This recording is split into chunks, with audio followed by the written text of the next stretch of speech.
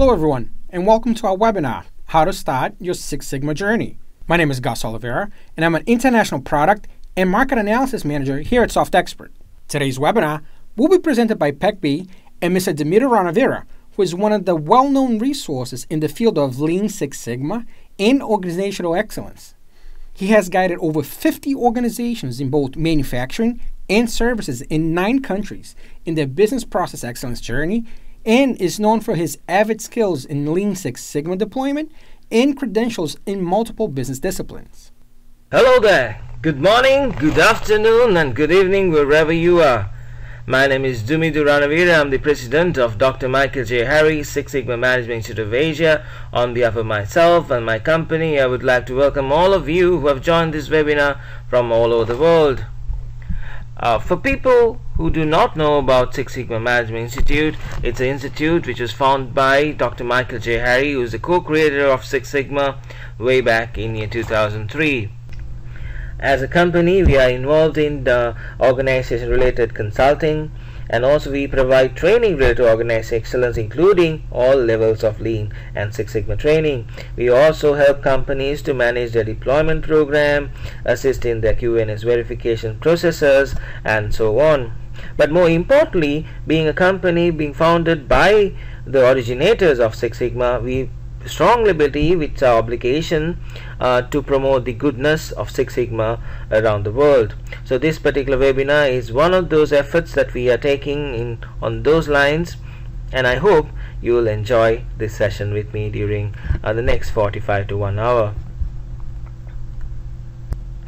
Let me also take you through a little bit about Dr. Michael J. Harry. Dr. Michael J. Harry, along with Bill Smith, way back in 1980 started Six Sigma in Motorola, and after Bill Smith's passing in 1997, Dr. Michael J. Harry was instrumental in guiding many companies, including CEOs, in their Six Sigma implementation journey. These include DuPont, General Electric, Ford, Light Signal, and the list goes on.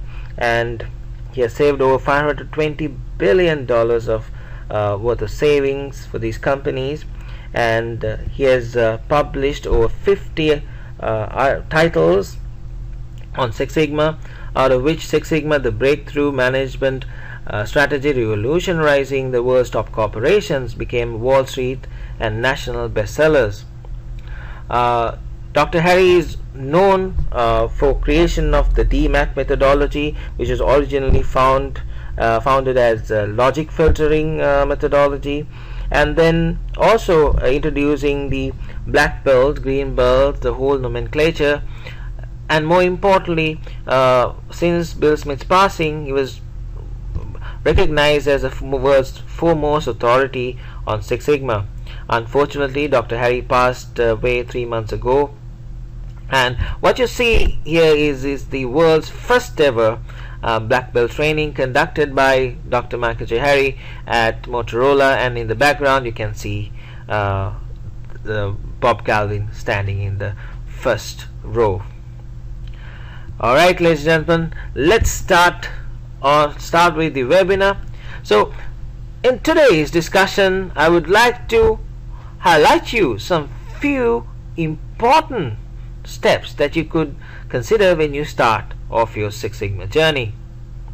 The most important thing when you want to start Six Sigma or any initiative is to figure out a driving need. Now, how are you going to figure out a driving need for an organization that you're going to implement something? The first step is to study the organization. Isn't it obvious?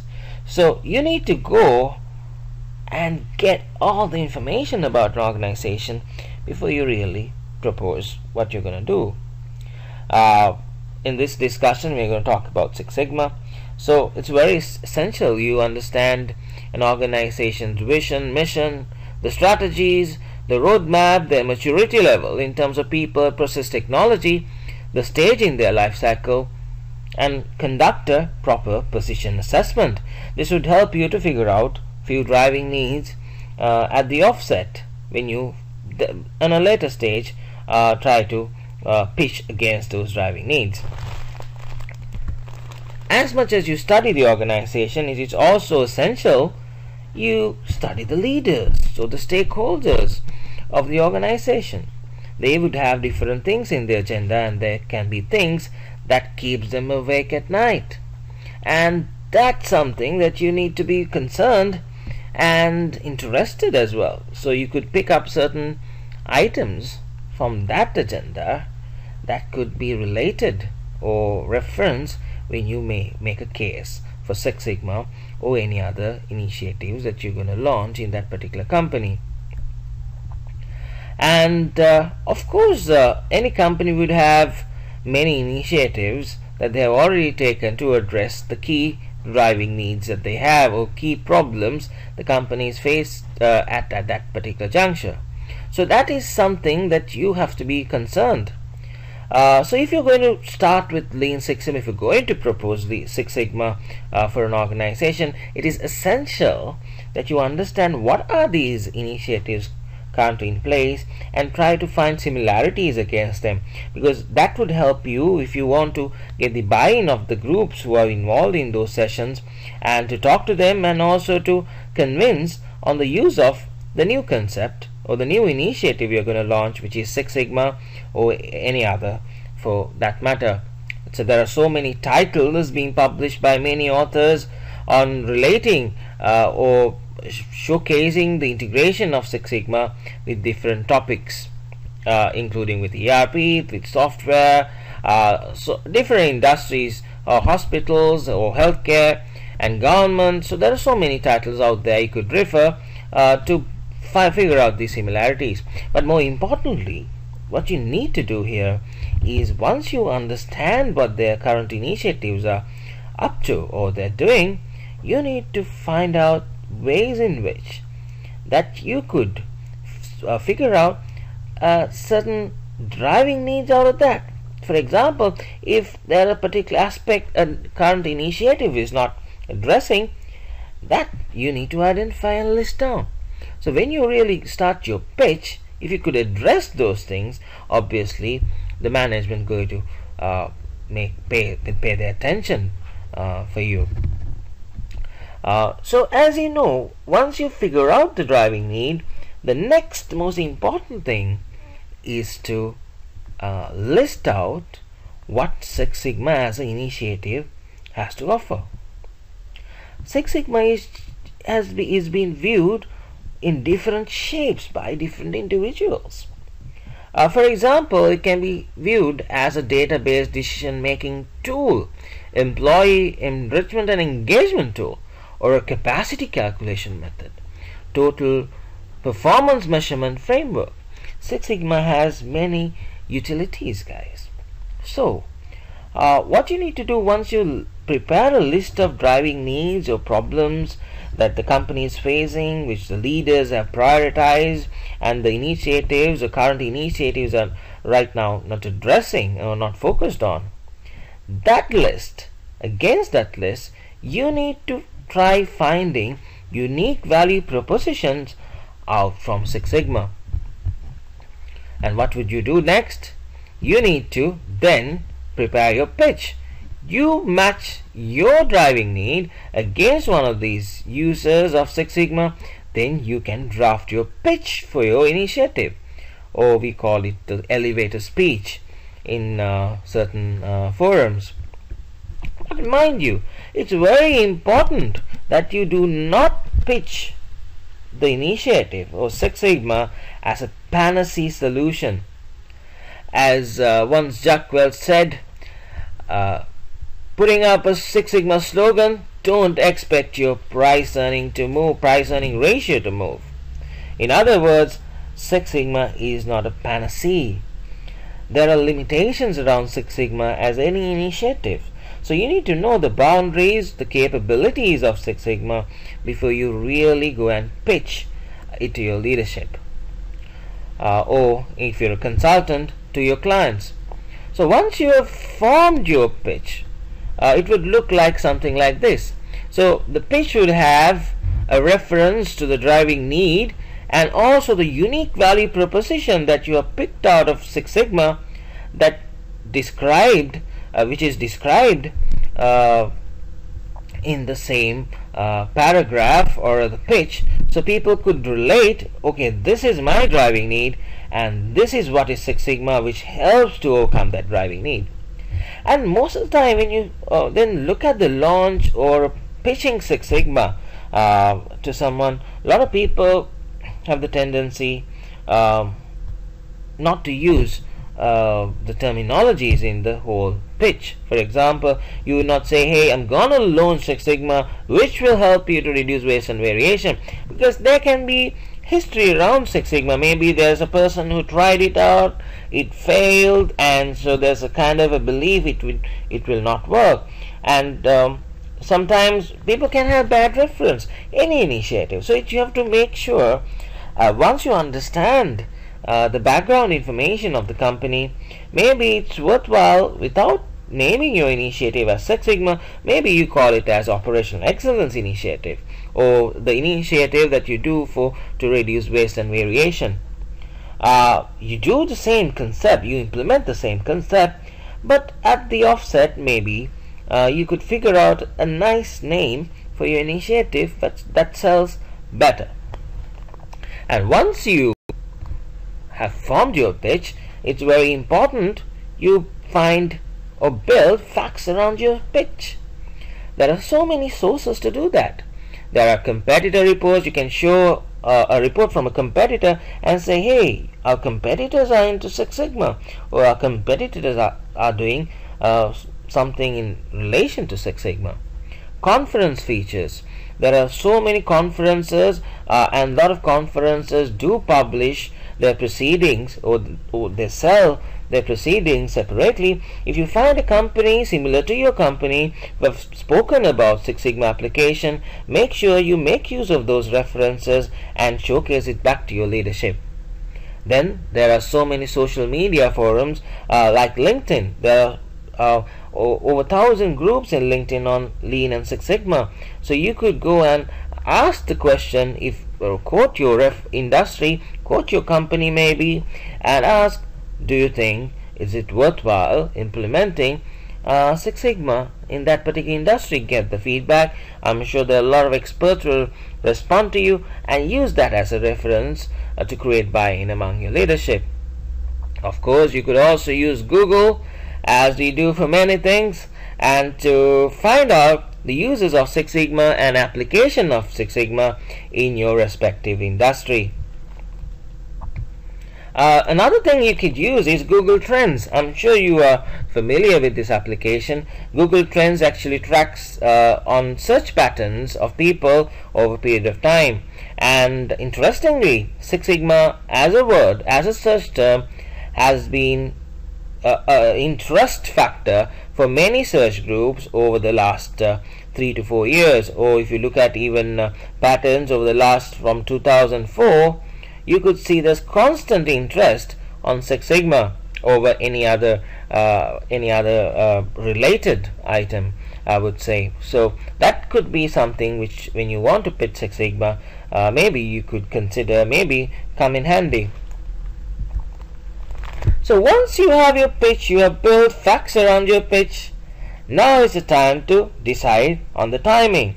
When are you going to launch this initiative, or when are you going to pitch, use your pitch and in a forum or to your leadership? So there are so many tools to figure out the readiness factor. So these are generally called launch readiness assessment tools. In shortened forms, you can call it LRATs. So these include things like initial assessment checklist, which is something you can find, download, and a lot of people do have these kind of checklists which will help you to figure out it's time to launch, or maybe you need to wait, and you can look for consultant opinion.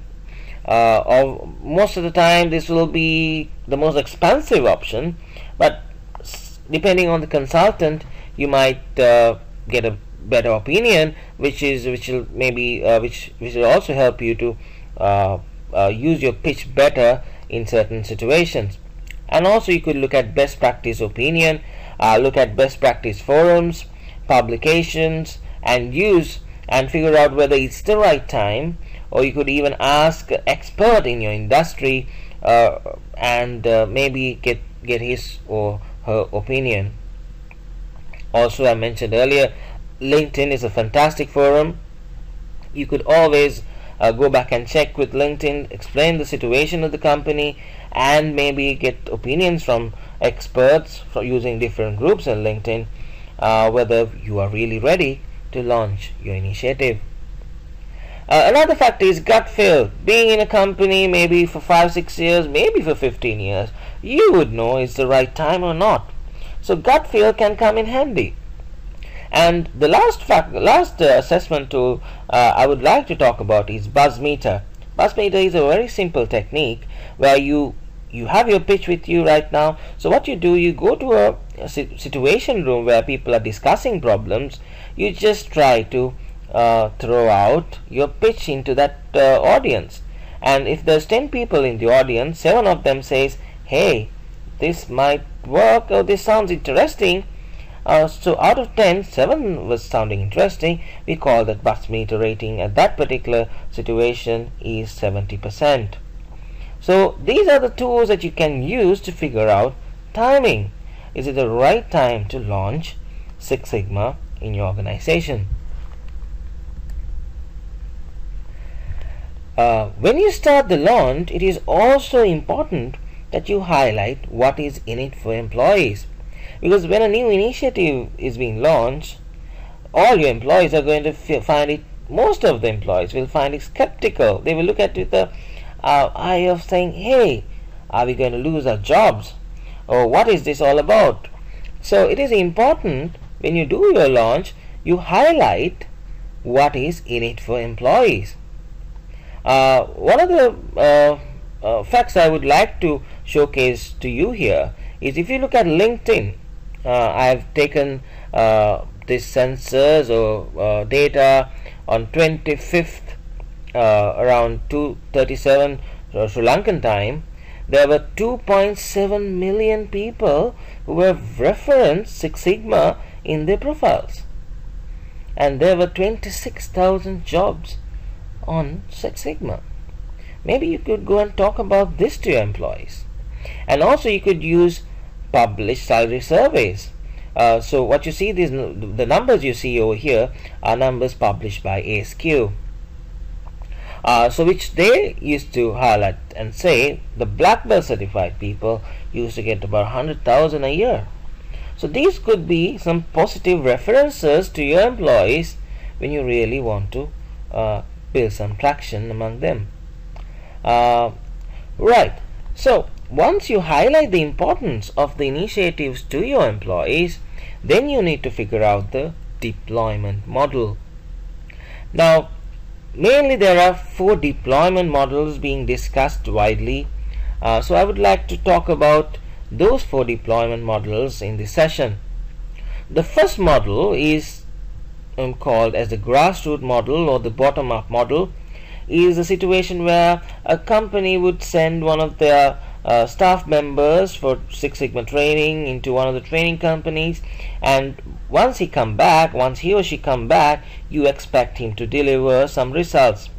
And maybe this is to try things out, but most of the time this has been the least successful approach of implementing Six Sigma in organization, because most of the time once you get certified, there's a high possibility that person being offered by another company, and he gradually leaves the organization and the whole system collapses. The second method is called the targeted model or the problem solving approach, where you figure out the key burning issues in the organization, and then you get your experts or the team and to work on those problems and try to bring about results, and use the success stories of those projects and to go to the next level, or maybe or the ideal desired level of Six Sigma implementation, which is the enterprise-wide model. The third model is known to be as the departmental or business unit model. This is where you select a department or a business unit that you believe would support most for your initiative, which has, depending on the leaders and the staff members or the nature of operation, then you would go there, implement Six Sigma in that operation, generate results, use those success stories to implement the initiative enterprise-wide. So enterprise-wide, as you can see, is the ideal form of Six Sigma implementation, where you try to implement Six Sigma across the company as an enterprise-wide initiative. Any initiative that an organization start off, the ideal goal is to go enterprise-wide. Alright, so we discussed about the deployment models. Let me just give you kind of an example of a deployment model. Let's say targeted model approach. So how target model approach generally starts is where, as I told you, it's around finding out the burning problems and then figuring out projects and building success out of those projects and using those stories to take your initiative organization wide. Now, generally in a target model, generally you look at the voice of customer feedback or voice of your surveys, research, customer complaints. You look at pain points, you look at your financials to figure out pain points, your operational performance, or even benchmarking reports, subject matter experts. You go and ask them what needs to be improved in the company, and you come up with a list of problems, and you build relationship of amongst these problems to figure out which are the ones that you need to prioritize when you start approaching or applying Six Sigma for that matter. So the most of the companies who are doing into targeted model uses different forms of prioritization techniques, and there's no harm in any of those techniques. It's just that the ideal important factors has to be highlighted. Once you have figured out your problems, you could do a bit of visual presentations of your problems. This is one of the examples which all your the company's problems or the projects are being mapped across the processes, so everybody understands where the projects are being done and also the status of those projects. Once your projects are set, identified, in any model, in any of those models, the next activity is to figure out the tool set and the methodology you're going to use.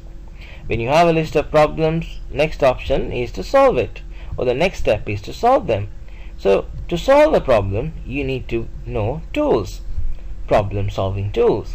So some of the problems you might be able to just solve using your logic and intuition, where you might not know, might not require any of the knowledge of problem solving tools. You just use your experience.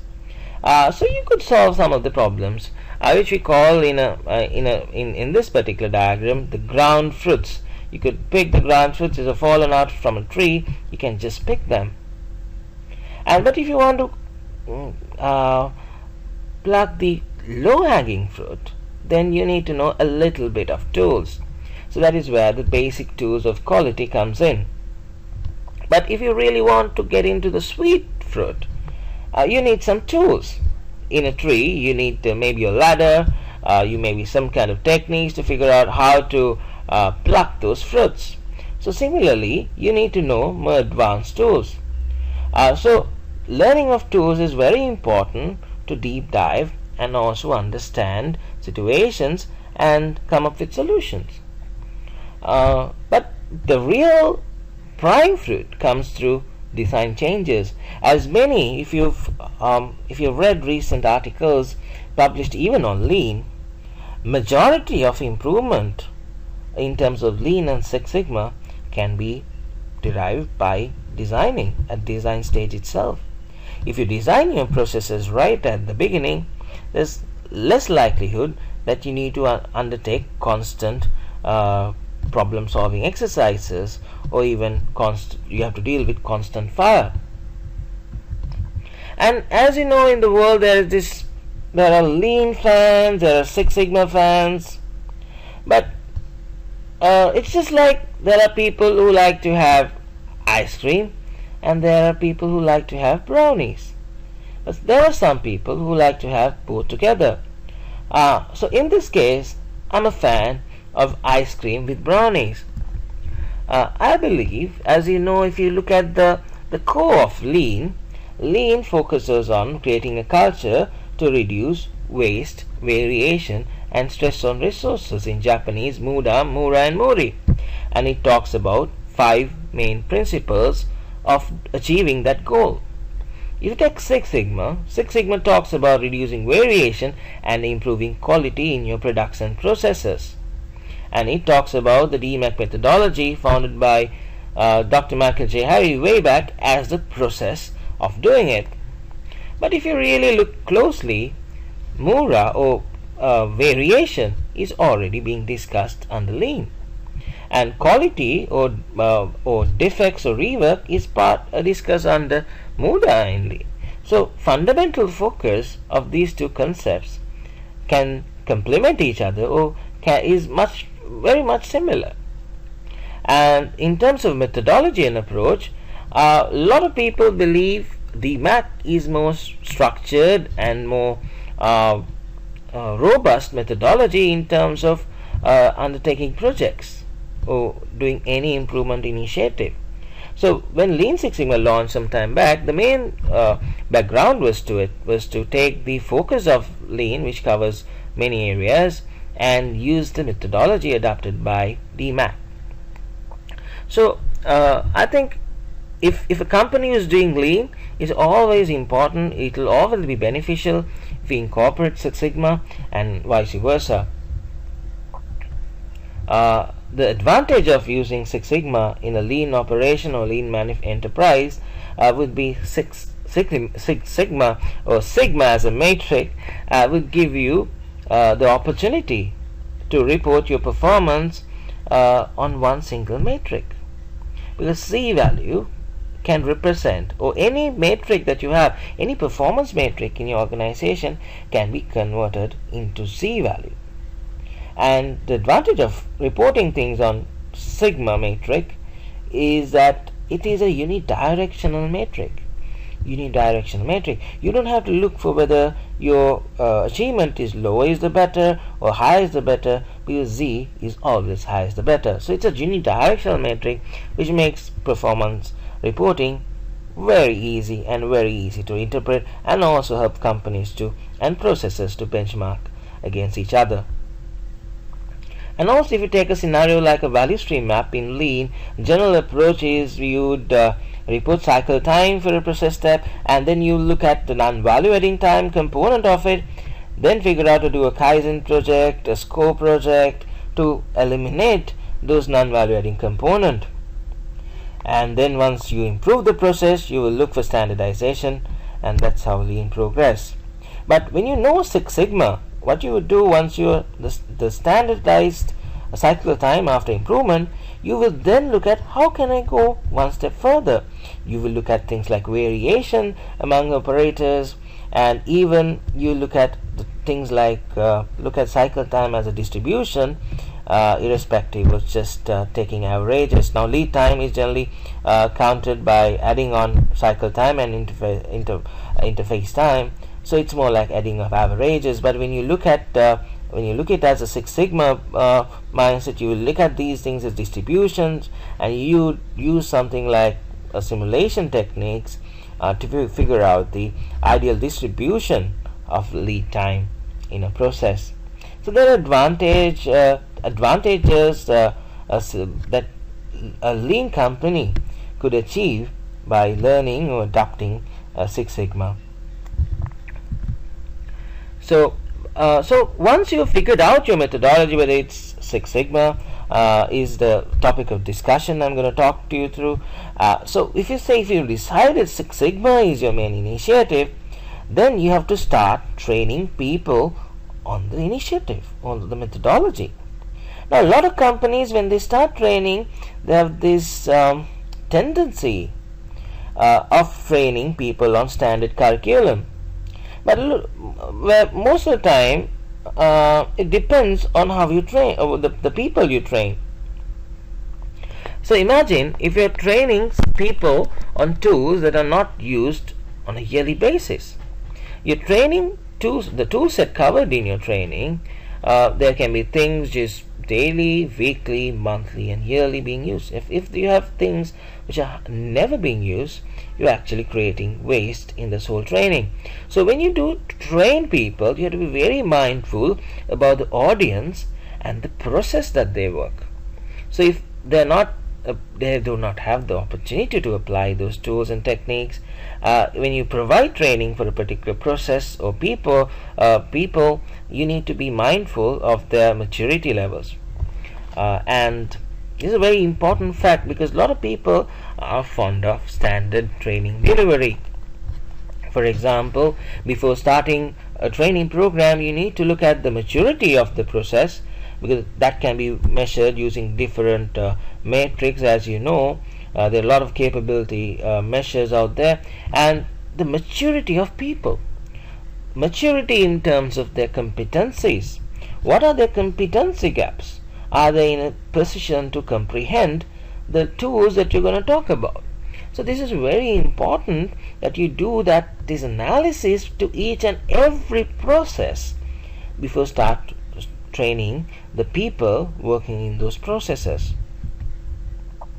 It's just like in case of tires, you have the all seasons tires, like countries like Sri Lanka uses. We have 3 seasons, guys. We have the 3 seasons are, for your information, hot, very hot, and very, very hot. So we always use the all seasons tire. But in countries, as you know, like in Europe and Northern America, you will always have a winter tire to be used during the winter season. So it's the same approach.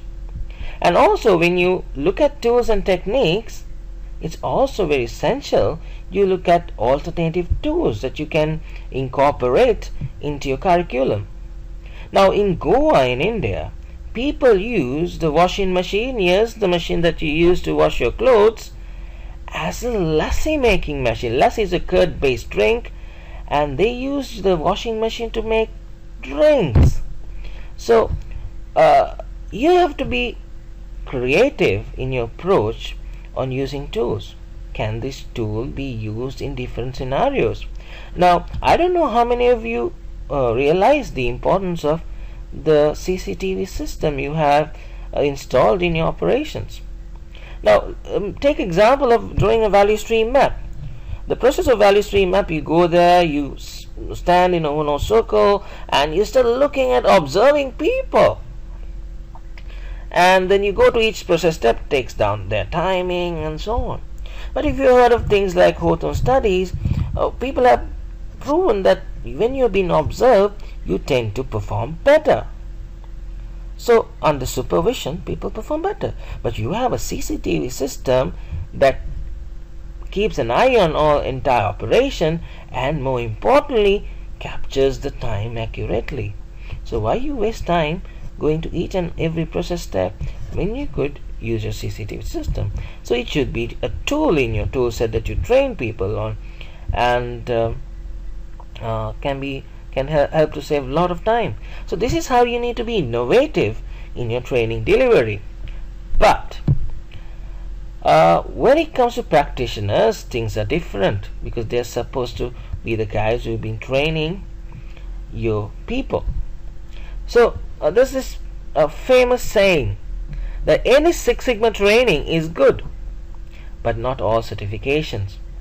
What do you mean by here is that a practitioner, the guys who are really into implementing, guiding companies on Six Sigma, they should learn all the tools. Why I'm saying this? Because they are not supposed to be in one organization or one process. They're supposed to go from an organization, from a process to another. So they should know the tools to the whole entire tool set to figure out in a situation what tools will be suitable for that particular process or operation that they're working in. This is a very important aspect, because a lot of the concept is being diluted and polluted because the practitioner training has been compromised. Now, ISO came up with a standard in 2011 establishing some guidelines around the hours of training in terms of different levels of Six Sigma training, which is a good factor. There are a little bit of controversials on how they came about these standards, who were involved, what are their interests, and so on. But I believe that is something which is useful for companies to actually understand the importance of practitioner training. It also goes about listing out a curriculum for the training, which is pretty good. And if you look at the original program, when Dr. Michael Harry created the Black Belt program, it was designed for 160 hours, but with time, this is what you see is a calendar of our training for black belts. We have developed it over the period, added a lot of content. It goes right now for 290 hours. So practitioner training is critical, essential, and I can't emphasize this fact. It's very important if you're pursuing to be a practitioner. You're black belt, master black belt, lean experts. You must learn as much as tools as possible. Alright, so once you have trained your staff members, your practitioners, we discussed all that, it's the time you start on your projects. Now, I spoke about prioritization a little bit when I discussed the targeted model, but let's look at some basic principles on project prioritization. One of the key factors when you prioritize projects, obviously, you need to give emphasis on VOC, voice of customer related projects. There are a lot of tools out there which you could use to you prioritize your projects based on VOC, and it's very essential because all your leaders and everyone in organization will be interested to improve the experience of your customers. Once you, apart from the VOC related projects, when you start picking up projects, you'll come about various number of projects, and some projects would generate high level of value to the organization, and some would be less. It's always better when you're starting to pick up the projects that has high value rather than taking up a bunch of projects that provides less value at the end of the day, because the entire effort in a Six Sigma initiative at the initial phases should be revolved around creating buy-in. So you have to be selective in your projects. If you are given the authority, always select projects with high value rather than selecting a bunch of projects that would ultimately would generate low value to your organization. And also, if you look at on a certain principle basis, if you have projects with high variation and low volume, or versus low variation, high volume, you should always look for a project which has low variation and high volumes, because it's easy for you to work on those projects and generate revenue, or generate savings rather. So it's important you be selective in the initial phases, because the whole idea is around creating buy-in. And then, of course, there are easy ways of prioritizing is to look at the difficulty of those projects and the return those projects would generate in return. So you always should look to pick up projects which are easy and gives high return. Right. So that's a little bit about projects, and it's also important, as much as you select projects, you select the right champions for your projects. Now, why I'm saying this, if you are lucky enough to pick up a champion who has high level of support and high level of power in your projects or in the business unit you're going to implement Lean Six Sigma, or Six Sigma rather, you are always going to be better off, isn't it? So analyze your leaders, understand this level of support and interest around Six Sigma, and if you can, make them the champions for your projects. So there's high probability of success when you do that. I hope all of you will agree with me on this point. And when you assign project leaders, find the best of the best to lead your projects. Doesn't it make sense to get your best to do your projects? Because it will have high level of probability of success. A lot of people, when they appoint project leaders, they go by designations. Should not be the case. You need to find out the bullets, I would say, in the organization who would really go out there, get things done and deliver results. And those are the people you should train on Six Sigma and make your project leads. Once you have figured out the leaders for your projects, the next task is to figure out the right team members for your projects. So obviously you will have to include some of the members depending on the nature of the project to be part of each and every project. But have you ever thought of the informal structure in place in every organization? Informal structure in organization is run by influential leaders. And if you could make influential leaders in the organization part of your project, it will help you to build traction on the initiative. Now, how to find influential leaders?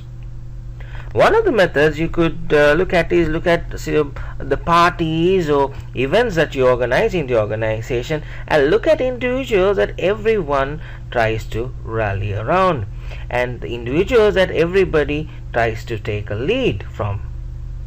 So those guys have to be part of your project teams in some way. Or you could even look at your PABX records to figure out who has taken the highest number of calls to different individuals. So those people can be part of your communication channels. So these are very soft things you could do, simple things you could do that could create that would help to create traction in your whole initiative. Once you have appointed your champions, the team leaders, formed your teams, the next most important thing is to keep them engaged all the time. Engagement needs to be created by different initiatives, and these initiatives should be creative as much as possible, and it has to be not random. It should be a constant exercise to keep the engagement around the initiative. So there can be different initiatives being introduced to your organization depending the nature of its operation. For example, you could have a quiz, a newsletter going in, a drama being organized. So anything that keeps the interest around the subjects among the people who are involved in implementing and deploying Six Sigma, in this case, in your organizations. As much as you take efforts to create engagement in the organization, it is also essential that you reward the proper behaviors, positive behaviors among the groups within the organization. Also reward the people who achieve their project goals or targets on constant basis. And some companies have this tendency to reward, or for example, if you're having a graduation ceremony, have it every 2 years or 3 years. This is done to retain people. However, it is found this method is less effective in most of the circuits because people in nature like rewards on time. So engagement is important, as well as the reward in terms of positive behavior, and celebrating success is another important factor to have a successful Six Sigma initiative. As you know, when you tend to reward the positive behavior, the right people, the others also wants to be in that category and group of people, and but make sure always you do not end up in a situation like this in the picture. You always reward the right person for right behavior. Finally, let me share some points that you could also consider during your Six Sigma implementation journey. Now, a lot of companies have this belief that you need to follow standardized storyboards. Well, there are pros and cons of that particular thought, but always you need to try taking efforts to avoid over-analysis and also having complex storyboards, because if you have achieved your results and you spend a lot of time in building your storyboards, that can be considered as non-value adding. And also, I think a lot of you will agree, when you're reviewing projects, say if you're a multinational company and you're reviewing projects of different countries, a lot of people use this method of using audio conferences, and it has been found 70% of the time when you are having an audio conference, people do other work. So it's always simple and effective if you could always try to use video conferencing techniques. There are simple methods like Skype, or you could use formal video conferencing facility to review your projects. That also gives you proper kind of one-to-one feedback to your project leaders and champions and so on. And also, initially a lot of people have asked me this question about what statistical package to use.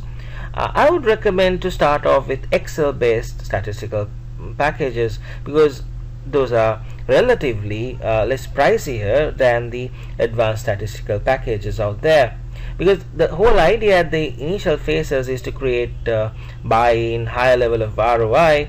So you need to keep your initial investment down to a reasonable number. So it's better to start with Excel based software, and once you have started generating results, generating savings, you could always look at acquiring or purchasing advanced statistical software tools. And if you can, establish an internal certification system for your company. As a consultancy firm, we highly encourage our clients to have an internal certification system. We provide content and assistance to do that, because it helps you to once you establish one, to build customized content to suit your own organization. And also, having a learning portal is not a very difficult thing in modern day. And if you want to create content, you could just use your smartphone.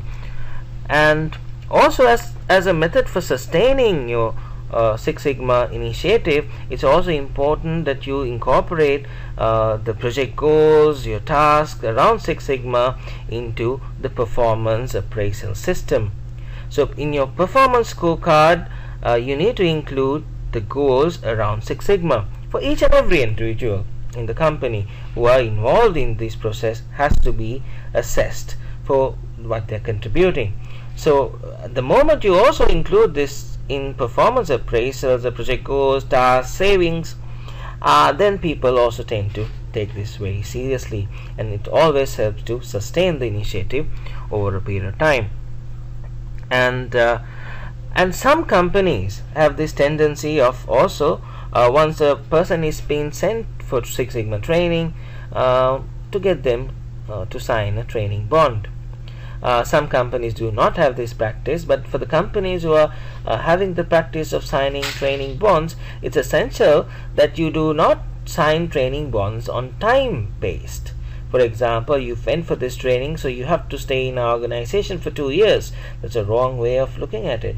What you should do instead of that is to give them targets. Say you went for Six Sigma training, you save say $10 million. The moment you make that saving to the company, you are released from the bond.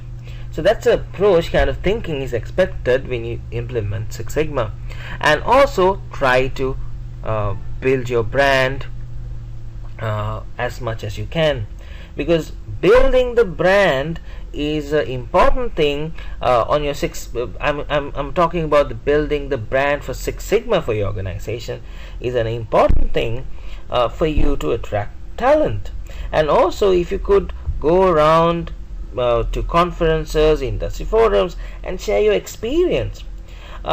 Say one of your clients happens to be in the audience, don't you think the client's representative would be delighted to see your company is a company that has constantly tried to improve the processes or the products that you offer by adopting Six Sigma? Any client likes to see the suppliers, providers improving on their processes and products on day-to-day basis. So if you could share those good things that you do is not going to harm your company.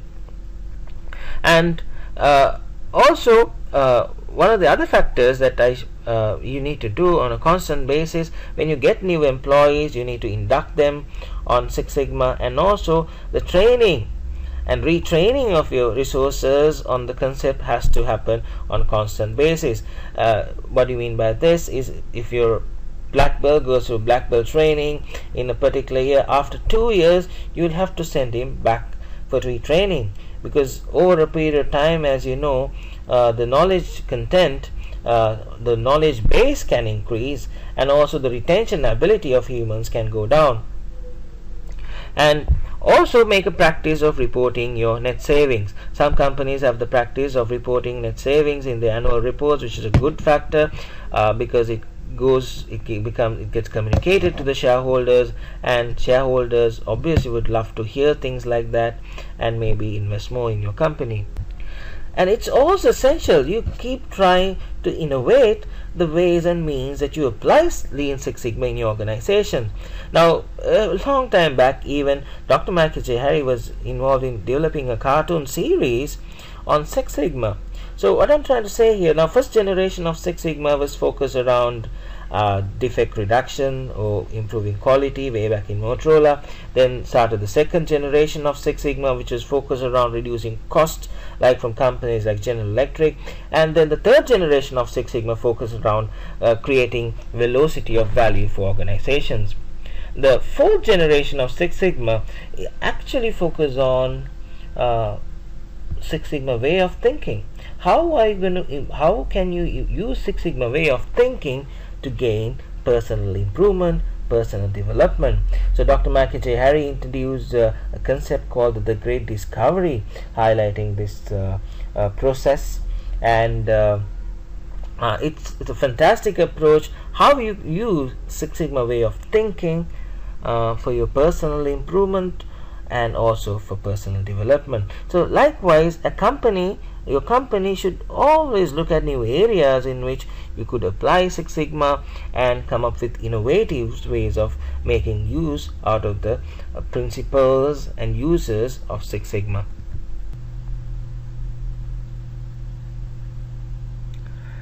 Alright, ladies and gentlemen, it's time to take a look at the summary of what we've been discussing during this webinar. So I started by highlighting the importance of figuring out a driving need for your organizations when you start implementing or start to kick off your Six Sigma journey. So this can be identified by understanding and studying your organization's context and the stage in life cycle, the strategy, roadmap, vision, everything, to figure out what your organization is requiring at that particular point of time. You also need to look into the leadership agenda. What are their key pain points, because that could be a driving need that you could address using your Six Sigma launch or Six Sigma implementation. And also you need to look at what initiative the organization has undertaken at that particular point of time, find the weaknesses or rather gaps of those initiatives that you could address using Six Sigma implementation. And once the list of driving needs are ready, then it's a time for you to figure out the list of unique value propositions of Six Sigma by understanding and studying the uses of Six Sigma. Then you will compare the list of unique value propositions against the driving needs and to figure out the best match, and that would create your pitch. A pitch would consist of unique value proposition that addresses majority or the most prioritized driving needs in your list of driving needs. And once the pitch is ready, what you do is to build facts around your pitch. And you could use different methodologies to find facts to prove your pitch. And when the pitch is ready and your facts are ready, then you need to start looking at a proper time for your launch. And that is where readiness assessment techniques comes into play. I spoke about launch readiness assessment techniques of different kinds to figure out the right timing for your launch. And once you do the launch, it's also important you highlight the importance of what is in it for employees. So this can be done by highlighting different industry facts and mainly because when you start a new initiative, there's a tendency your employees to have kind of tension if they do not know of the proper use of the concept. And then you need to figure out a proper deployment model. I spoke about 4 generic deployment models. The most desired model is the enterprise-wide model, and that's the goal of any initiative. So once your model is ready, it's important you provide training, and training has to be provided based on the people maturity and the maturity of the processes that they are working in, and it should focus on competencies rather than skills. And once your people are trained and ready, you could start on your projects. And I spoke about some prioritization techniques that you could use to generate faster ROI, and select the right champions who support you the most and more influential in the organization, select the right project leaders, and select the right members. And don't forget to add in some influential leaders into your project teams. And once the projects are running, it's important you keep all parties involved engaged by implementing or starting different engagement initiative. It has to be an ongoing process to sustain Six Sigma over a period of time. And also you need to reward positive behavior of individuals, and also reward accomplishments, achievements of project leaders, project teams on time, and celebrate success. And I also spoke about some of the other important factors you could use during a Six Sigma journey that might be helpful. Finally, as you all know, Six Sigma is a journey. If you look at the 100-meter Olympic record in 1991, Carl Lewis broke that record by recording 9.86 seconds. In 1999, Maurice Green bettered that record by recording 9.79 seconds. And the Lightning Bolt in 2009 bettered it by recording a time of 9.58 seconds. If you look at the timings, guys, it's just seconds, but it has taken years. So Six Sigma is a journey. The results comes through the years, and you need to be patient, and you need to keep persevering on the methodology and applications to achieve higher rate of success. The velocity of value or velocity of success is determined by your effort as well as your the rigorous or robustness of your application process. And initial years of your implementation is more likely to generate higher rate of success, because you will be able to hunt down big fish in terms of your projects and applications.